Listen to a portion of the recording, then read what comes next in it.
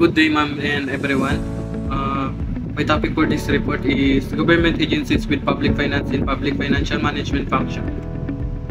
The first topic is Department of Finance. The Department of Finance, or the DOF, is the executive department of the Philippines government responsible for the formulation, institutionalization, and administration of fiscal policies. It manages the government financial resources, oversees revenue and operation of local government units, and manage public sector debt. The DOF also handles the rationalization and privatization and public accountability of government owned or controlled corporation and assets. The DOF, or the Department of Finance, manage the country's finances. Sila yung in charge sa pagpaplano on how the government earns money and paano ito magagamit or gagasto din sa project and services. And the second topic is Bureau of Internal Revenue. The Bureau of Internal Revenue, or the BIR, is a Philippine government agency under the Department of Finance responsible for collecting national internal revenue taxes, fees and charges, as well as enforcing related penalties and fines. The BIR collects more than half of the total tax revenues for the government. Bureau of Internal Revenue, or the BIR collects taxes from people and businesses. Sila yung nag-i-ensure na tama ang tax payment para may pondo ang government for public services and needs.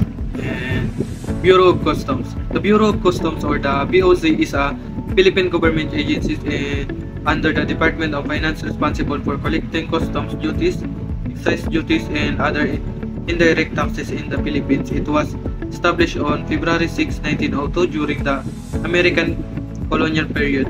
The BOC is the second largest revenue generating agency in the Philippines. The BOC monitors all goods na lumalabas at pumapasok sa bansa. Sila rin ang nagko-collect ng taxes and duties on imports and help prevent smuggling. The next topic is Department of Budget and Management. The Department of Budget and Management, or the DBM, is an executive body under the Office of the President of the Philippines, responsible for the sound and efficient use of government resources for national development. Created on April 25, 1936, it ensures resources are well managed to meet national, socio-economic, and political development goals. The DBM decide how much budget each government agencies receives. Sila ang nag-aayos ng spending para siguradong efficient at hindi sayang ang pera ng bayan. And next one, the Department of Interior and Local Government.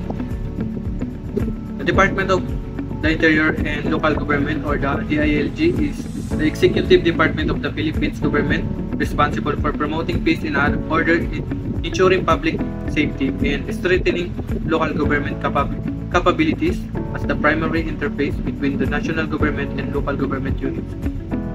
The LGUs. The DILG plays a pivotal role in fostering effective governance and community development across the archipelago.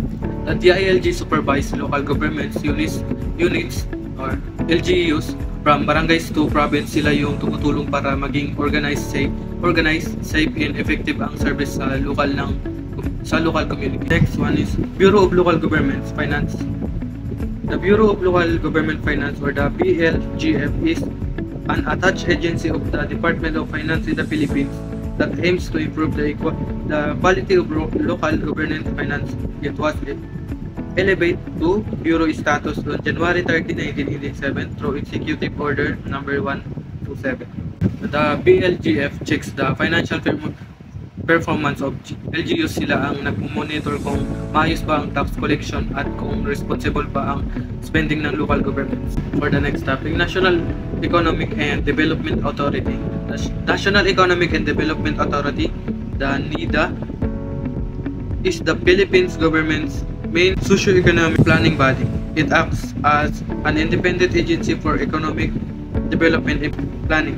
NEDA is considered the top authority in macroeconomic forecasting, policy analysis, and research. The NIDA creates the country's long-term development plans. Sila yung nagsiset na direction for economic growth, infrastructure projects, and national progress. And the last one is Commission on Audit.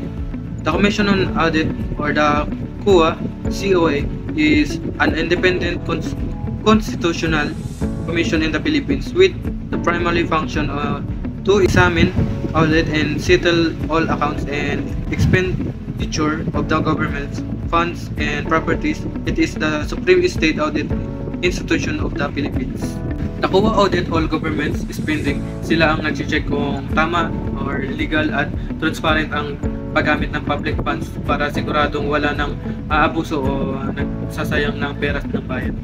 Yan lang po, and thank you.